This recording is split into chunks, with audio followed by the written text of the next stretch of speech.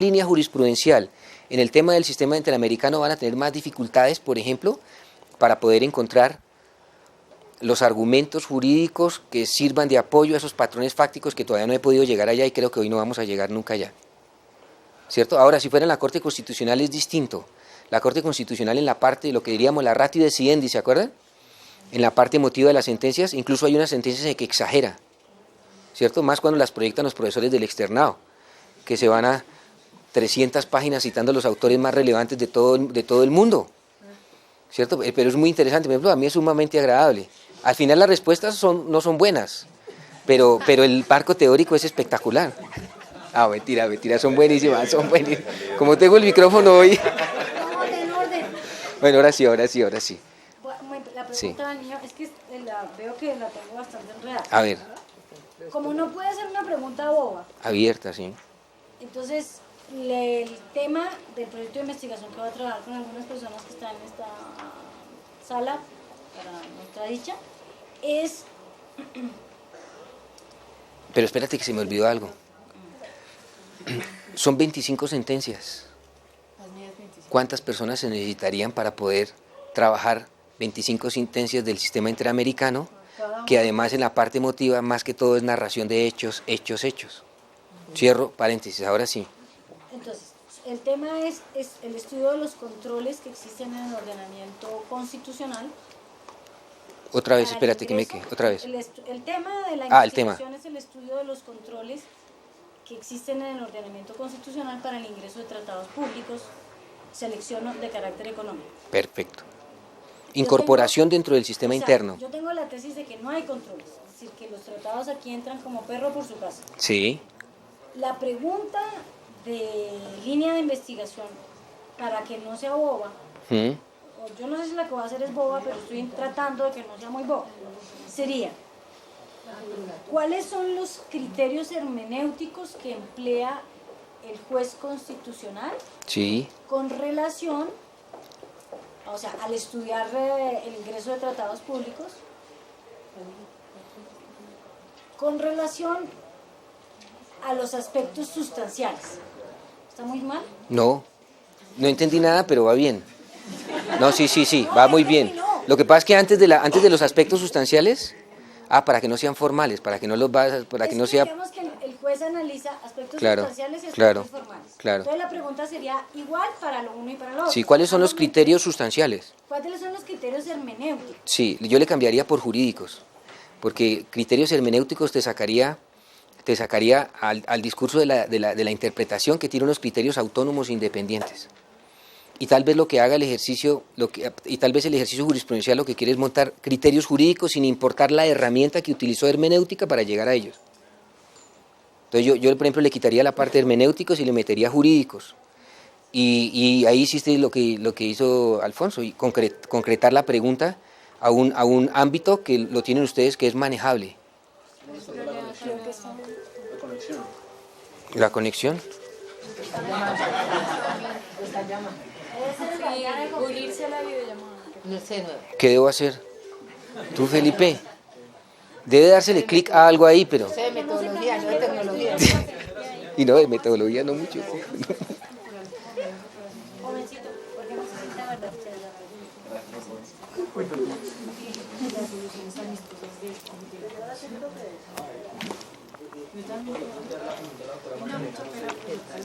¿Cuáles son los límites jurídicos sustanciales en los controles legislativos de tratados internacionales en materia de derecho económico en Colombia? Podría estar muy bien, pero de pronto al meter la palabra límites, podrías obviar la palabra límites, porque al ver cuáles son los criterios jurídicos utilizados, ya sabes que esos mismos al final se convierten en el límite. Serían el marco de acción y a su vez límite. Porque si...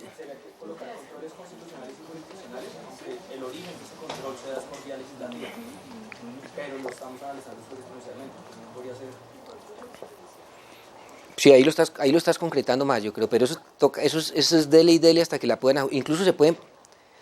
A ver, por lo que han dicho, ya se puede marcar la línea, porque las cuestiones que se están diferenciando, digamos que no hacen parte de ese eje central. Ya sabemos que lo que queremos saber son cuáles son los criterios que la Corte ha utilizado desde un punto de vista sustancial para esa incorporación. ¿Muy bien? Entre más elemental y más sencilla sea, mucho más, por ejemplo, ahora estábamos en una clase allí donde había un problema jurídico que tenía, una pregunta que tenía como 9 líneas. Cuando ya ves eso, dices, no hay nada que hacer. 9 líneas es que quiere hacer todo, Una pregunta, un comentario. Si la pregunta esta, por ejemplo, que como tú decías ahora, una pregunta boba, que sería el sinónimo de una pregunta abierta, ¿verdad? Demasiado abierta se convierte en algo que se llama un pseudoproblema o un falso problema. Y si es un pseudoproblema o un falso problema, la línea es falsa. Mucho es imposible de hacer. Si es concreta, y resulta que nosotros los juristas que echamos línea, que hacemos línea, a veces cometemos el error de poder equivocarnos en la concreción de la pregunta. Yo por lo menos las que he visto aquí las veo bien, o sea, las han trabajado fuertemente, ¿no? Cuando tú dices que por ejemplo, hacer un trabajo sobre igualdad es casi imposible. Sí, así con línea. En todo caso, si queremos hacer un trabajo sobre igualdad y queremos basarnos en la jurisprudencia de la Corte, entonces seguramente no hace la línea, pero ¿cómo podemos auxiliarnos del ejercicio de la Corte para poder desarrollar una investigación? Muy bien, esa es una excelente pregunta. Ahí ya sería otra función de la línea. ¿Para qué le serviría la línea? A ver, primero, vas a trabajar, por ejemplo, un tema de igualdad. ¿Cuál sería el tema? Dentro de la igualdad, ¿cuál sería? Personas con discapacidad. Personas en situación de discapacidad. Aún así sigue siendo abierta, pero tú vas a trabajar eso. ¿Para qué serviría la línea? De pronto, en la línea hallar precedentes que serían pequeñas semillas o herramientas de ese discurso que vas a encadenar como una novela, ¿cierto? O sea, por ejemplo, cuando vas aquí en el punto tercero de tu trabajo, que ahí ya hay algo concreto que estás analizando en el capítulo segundo, por ejemplo, ¿cómo te puedes apalancar con la... Ahí necesitas un precedente, por ejemplo, que no es claro, entonces puedes marcar una línea, tomarla y meterla aquí, ¿va? Y luego en el otro lado hacer otra, y luego hacer otra, para eso serviría.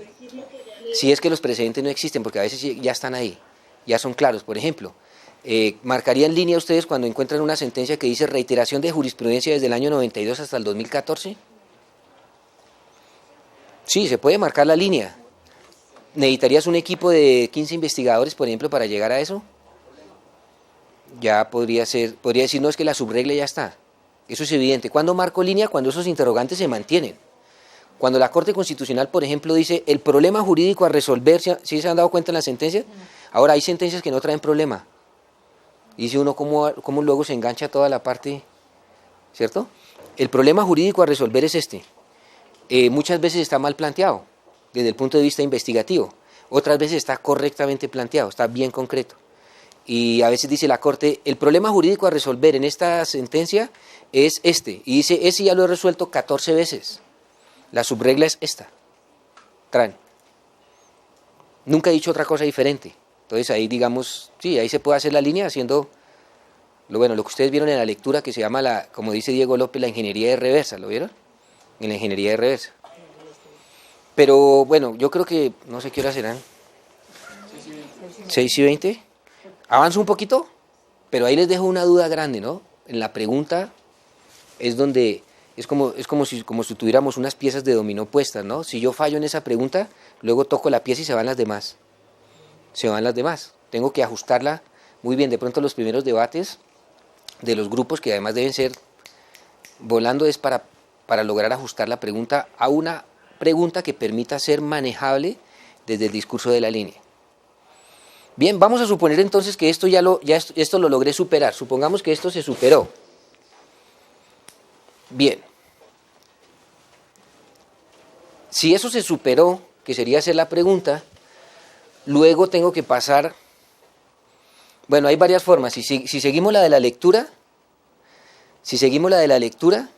empezáramos a hacer... antes de la pregunta ya podíamos hacer, creo que lo llaman los escenarios constitucionales. Los escenarios constitucionales, y luego más adelante hacer los escenarios y de poder marcar la pregunta. En la práctica funcionaría así, incluso la Corte lo hace. En la práctica lo que yo tendría que hacer ahorita, después de tener la pregunta, sería irme de cabeza en el discurso de lo que significa una sentencia hito. ¿Cierto? Y entonces alguien diría, claro, la sentencia hito, ¿se acuerdan? Que aparece y que lo vemos en la doctrina, diría lo primero que yo tendría que ir es en la sentencia hito. Y entonces muchos diríamos, bueno, claro, cuando yo hallo la sentencia Ito, quiere decir que ahí hallé la subregla. No, porque como ustedes saben, la sentencia Ito tiene 20 modalidades distintas. Bien, ¿qué tendríamos que hacer nosotros si tenemos esa pregunta planteada? Nos toca hacer algo muy importante y es conseguir lo que aparece en el libro de Diego López, que sería el punto arquimédico, ¿se acuerdan? Lo primero que tengo que hacer, que es, antes de ir a pensar en una línea, lo primero que tengo que hacer es hallar la más reciente, o sea, la más reciente que cumpla por lo menos dos requisitos. O sea, la más reciente y que tenga la mayor cercanía posible con los patrones fácticos. ¿Dónde voy a poder ver los patrones fácticos? En la misma pregunta. En la misma pregunta, ¿cierto? Aquí los patrones fácticos es cuando los criterios para poder ver ¿es el daño? ¿Te vas al daño por la omisión del legislador o cómo era? Ya se me olvidó. Responsabilidad del Estado Sí. por el hecho del legislador. Que es, exacto. A partir de una ley surge la obligación de reparar. Por parte del Estado, De reparar por parte del Estado. ¿Qué tendría que hacer? Según la teoría de la línea jurisprudencial, tendría que encontrar la más reciente que engancharan los patrones fácticos, es decir, cuáles serían aquí la responsabilidad del legislador por el hecho. O sea, la responsabilidad del Estado por el hecho del legislador. Exactamente. Tendría que ir anclando esos, incluso por ejemplo, si hablaras de la responsabilidad del Estado por la acción del legislador, de pronto podrías decir, dentro del discurso de la reparación voy a escoger uno. Y ahí se concreta más la pregunta. ¿Sí ven? Ahí se me ocurre algo. De pronto no es necesario porque con eso ya está manejable. Pero de pronto podría decir, dentro de los elementos de la reparación, vamos a escoger los criterios de un puntito dentro de la reparación, porque todavía la reparación puede ser bastante amplia. ¿Y qué es lo que tengo que hacer yo? Entonces, buscar esa sentencia más reciente y que tiene que ver con los patrones fácticos. Pregunta, ¿cómo hace alguien para encontrar eso? Porque teóricamente suena bien, bajémoslo a la realidad. ¿Cómo hace alguien para poder encontrar eso? Sí, la relatoría de los órganos jurisdiccionales ayudan, pero a veces toca no confiarse, ¿verdad? A veces toca no confiarse. ¿Cómo podría hacer eso uno?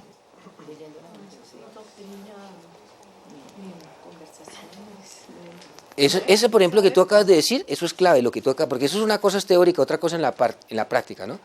¿Qué es lo primero que hacemos los litigantes? Por ejemplo, cuando vamos, primero le preguntamos a los magistrados auxiliares que son amigos de nosotros, ¿cómo hacemos cuando vamos a litigar? Yo les voy a contar, pero ojalá cortaran la cámara, pero bueno, no dejémosla. Yo lo primero que hago es googlear. Yo no entro a la página directa de la corte, les cuento eso de la práctica, ¿no? Y eso no es confiable, pero resulta que usted sabe que por Google podemos tener la posibilidad de poder coger los links que van conectados en el tiempo. Y entonces, normalmente, haciendo una búsqueda con los indicadores correctos, y si hay que entrecomillar o colocar la línea, lo que sea, podría sacarme cosas recientes. Obviamente, existen otros mecanismos que esto es como, eso yo decía, lo que sigue es más o menos carpintería, porque no solamente nos podemos quedar ahí, sino que además nos toca, hacer ejercicio de la relatoría, obviamente, si tenemos a alguien que nos pueda decir, ojalá que no cometa errores, e incluso nos toca preguntar a las personas que están en el tema, en el día a día, que también y entre esos elementos yo tengo que lograr pillar la sentencia que podría ser lo que dice la doctrina ya aquí metida de los leading case, sería en el discurso norteamericano, sería encontrar la sentencia más reciente que tenga relación con los patrones fácticos. Yo ya les comenté cómo hago, pero ustedes seguramente encontrarán mecanismos mucho más idóneos y eficaces para poder hallar esa sentencia más reciente. Y ustedes dirían, ¿y por qué toca hallar la sentencia más reciente y que tenga que ver con los patrones fácticos? ¿Por qué? Porque la línea la tengo que extender en el tiempo. Tengo que extenderla desde el primer día que se trató el tema hasta el último, para poder saber todo lo que se ha dicho, todo lo que se ha dicho. No parte de lo que se ha dicho, sino todo lo que se ha dicho. Bien. Digamos que eso ya es la forma de poderlas hallar. Eso no aparece en los textos, ¿no? Sino que hay que hallarlas. Si fuera en el sistema angloparlante sería mucho más fácil, porque ustedes saben que en el sistema, en el common law se encuentran sistematizados más o menos los casos. Los juristas ustedes saben que se mueven y dicen, claro, para tal situación necesito que sea Williams versus lo que sea, ¿cierto? Y si eso qué es, dice, pues ese es el artículo 1423 de o la sentencia T408, bueno.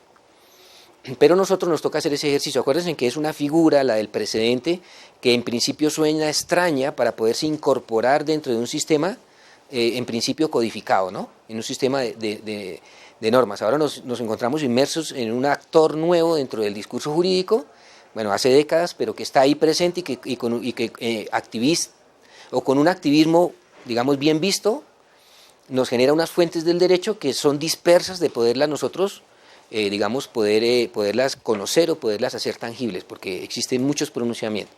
Para eso necesitamos ese ejercicio.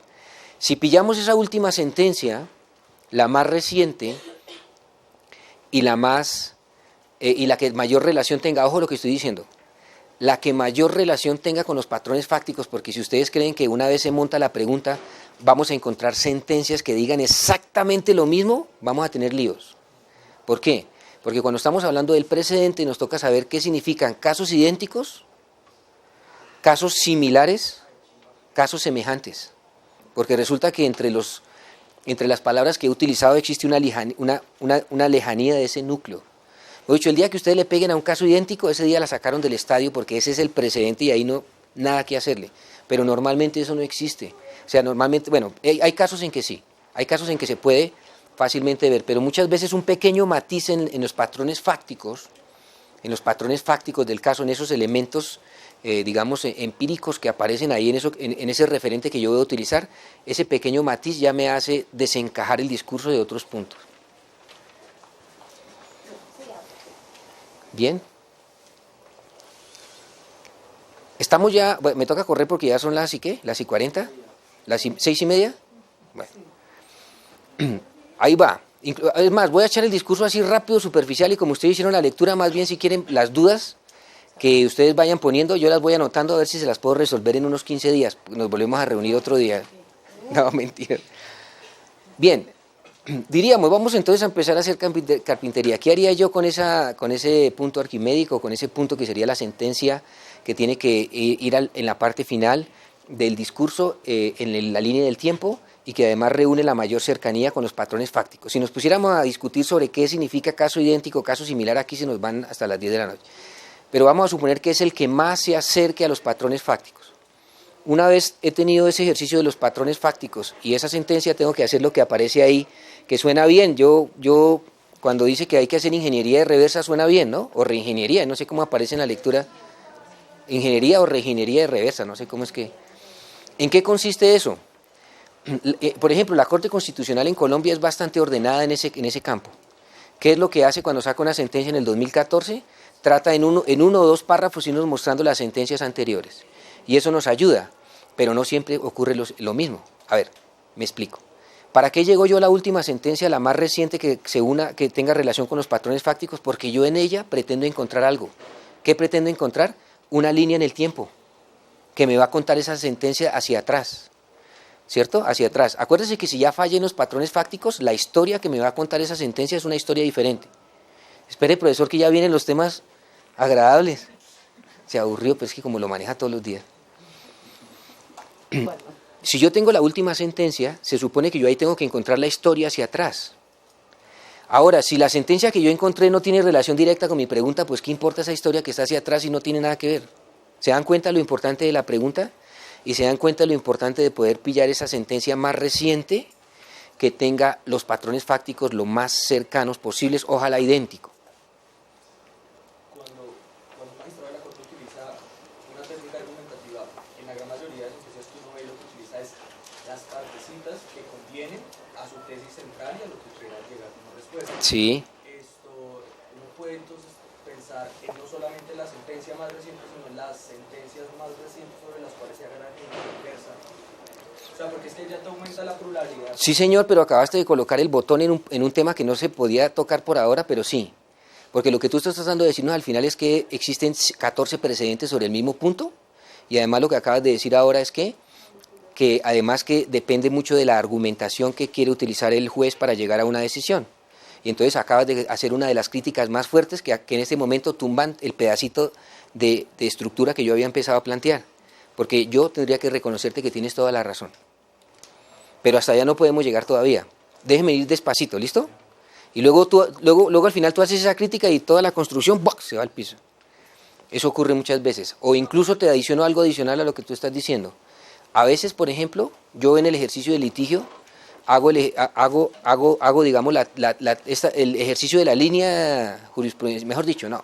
Sí, hago el ejercicio de la línea para hallar el precedente, porque alguien que se dedicara al tema del día a día en el litigio podría decir, pero ¿para qué la línea? Usted lo que tiene es que hallar el precedente como sea. ¿Por qué? Porque a veces las líneas jurisprudenciales puede que no se puedan construir. Pero bueno, dejo esa crítica a un lado y me devuelvo otra vez a la sentencia final, a la última sentencia que tenga una relación directa con esos patrones fácticos. Vamos a colocarla fácil, que sería la fácil para mí explicar en clase. ¿La fácil en qué consiste? Vamos a suponer que en esa sentencia la Corte Constitucional o el juez que sea, el Consejo de Estado, nos narra la historia hacia atrás. Nos vamos a colocar en un escenario fácil. La Corte Constitucional, por ejemplo, nos narró hacia atrás la historia. Y entonces ahí tenemos el siguiente efecto. Hagámoslo por aquí. Vamos a suponer que esta fue la del punto arquimédico. Vamos a suponer que la sentencia era la sentencia... Bueno, vamos a hacer una bolita. Vamos a decir que esta fue la sentencia final que tenía los patrones fácticos relacionados con la pregunta. Y que la Corte Constitucional me mostró la historia. Resulta que cuando me muestra la historia, o mejor, si estamos pensando, por ejemplo, que una línea es así, incluso en el texto aparecen. Si estamos pensando, por ejemplo, que una línea en el tiempo es así, nada que hacerle. Eso es utópico. Es muy difícil. Yo por lo menos no he visto un solo caso donde la línea sea así. La línea normalmente, ¿cómo es? Digamos. Aquí, por ejemplo, yo diría, ahí hay una línea donde la Corte ha mantenido una postura más o menos, ¿cómo diríamos? Constante, ¿no? Pero especialmente cuando estamos tocando temas muy sensibles en el discurso, normalmente hay más puntos altos y puntos bajos. Porque acuérdense que la línea lo que me permite es saber qué es lo que se ha dicho sobre el punto X, ¿verdad? Hay momentos donde la Corte dijo por aquí una cosa, por aquí dijo otra diferente, pero esta de aquí se parece, es igual a esta, por ejemplo. ¿Qué podríamos decir que ocurrió aquí? Cambio jurisprudencial. ¿Sí o no? Aquí lo que ocurrió cuando hubo un pico alto fue cambio jurisprudencial. ¿Con respecto a qué? A este anterior. Bueno, pero hagámosla aquí más sencilla. Vamos a suponer que la Corte nos contó la historia hacia atrás. Y esa historia hacia atrás nos dio una figura, vamos a colocarla así. Vamos a hacerla sencilla, ¿listo? Y luego la vamos metiendo más dificultades. Vamos a suponer que era así. 1, 2, 3, 4, 5 y la última, 6. Supongamos que hay 6. 1, 2, 3, 4, 5, 6. Nos contó la historia hacia atrás y resulta que ahí podemos empezar a atar la línea. Y vamos a empezar a atar la línea, ¿listo? Bien. No, vamos a ponerle un poquito de dificultad. Déjenme ponerle un poquito de dificultad al ejercicio. Vamos a subir esta. Vamos a subir esta por aquí y vamos a colocarla así. Sí, coloquémosle ese ejercicio. Ahí está sencillo. Vamos a suponer que nos dio eso al ver la última sentencia. Hacia atrás nos contó la historia y nos dio más o menos eso. Entonces, ¿esto de acá arriba? Otro fallo. Sobre la misma pregunta. Esta es una posición distinta de la Corte.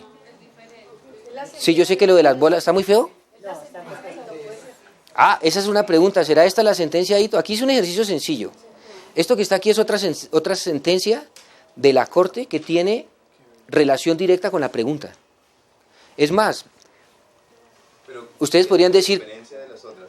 Sí. ¿Resuelve o algo en la parte emotiva?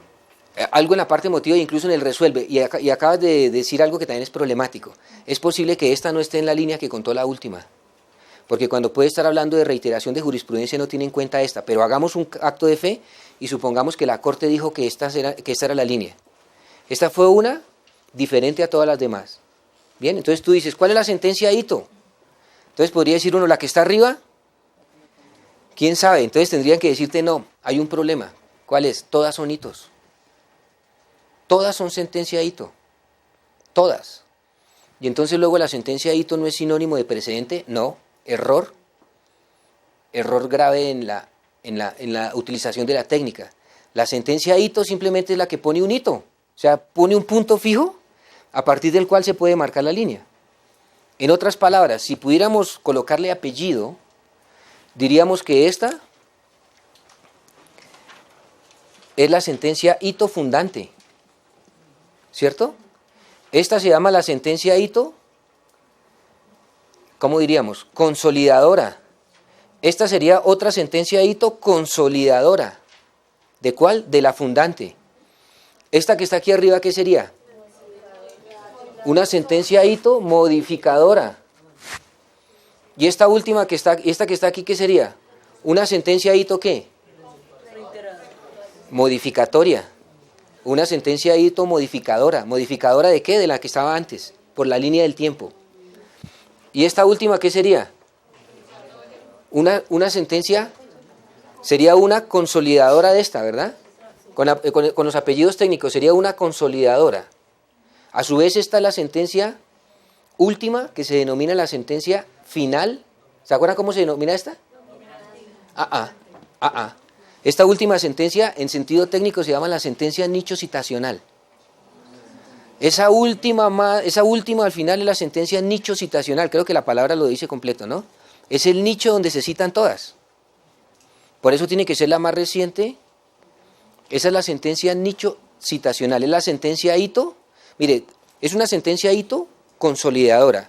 Pero su función principal es que es la sentencia nicho citacional. ¿Por qué? Porque me hizo la citación en la línea del tiempo. Acuérdense que todo esto es teórico. Yo quiero verlos en la práctica haciéndola. No los quiero asustar, pero hay que echar más carpintería. Pero una vez se logra, es una maravilla. Carlos, ¿por qué todas son Ito? Todas son Ito porque resulta que cuando te van a contar esta línea, entre esta y esta pueden haber 14, pero no son fundamentales. ¿Por qué? Porque resulta que yo utilicé la palabra consolidadora, que es la palabra correcta. ¿Por qué es Ito? Porque va a consolidar la fundadora a través de algún argumento adicional. Las que solo dijeron lo mismo que había dicho la fundadora no son Ito, son repetitivas. Son reiterativas, reiteración. Cuando consolida es porque dice, mire, además lo que yo dije antes es correcto y además mire este otro argumento, tan, y voy mejorando, tan, voy haciendo el argumento más fuerte. Yo aquí coloqué 6 sentencias, pero pueden existir 50. Solamente que estas sí son las que son Ito. O sea que sí tienen un estatus superior, ¿no?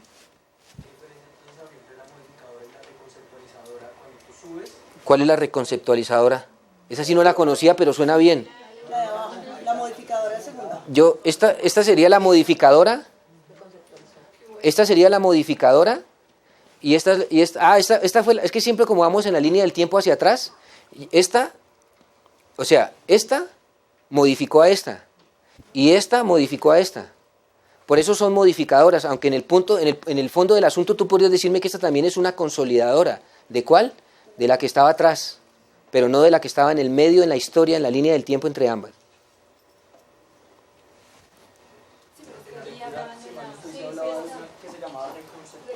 Debe ser alguna... La que modifica... Esa es... Sí. ¿Qué podría ser esta? ¿Qué podría ser esta? Podría ser esta. Acuérdese que la lectura, digamos, cuando el autor la pone, estamos todavía no tanto en pañales, pero y además la trae un discurso angloparlante, ¿no? Ahora, aquí en la práctica incluso le podríamos quitar el apellido a varias, en la práctica nuestra colombiana. Es que la práctica es bien diferente. Sí.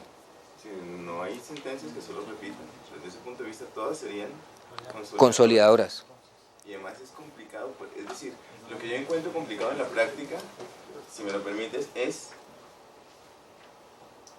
que no sé, es decir, determinar cuáles son las 3 que van igualitas y la que sube y tal.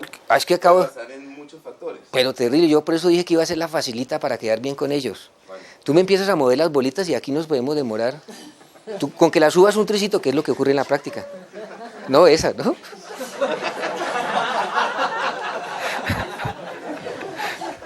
Qué vergüenza y quedamos en la... No. ¿Ya? No. Sí. Sí, aunque en la lectura van a ver que hay diferencias, pero en la práctica, esa última es la que trae. Ahora, tú dirías, ¿y en la práctica qué pasa si la última no trae la línea del tiempo? Pues imagínese el trabajo que toca hacer. Menos mal que la Corte, por ejemplo, si es en la Constitucional, mira que tú me hiciste pensar, en el Consejo de Estado no sé si tengan la línea del tiempo hacia atrás.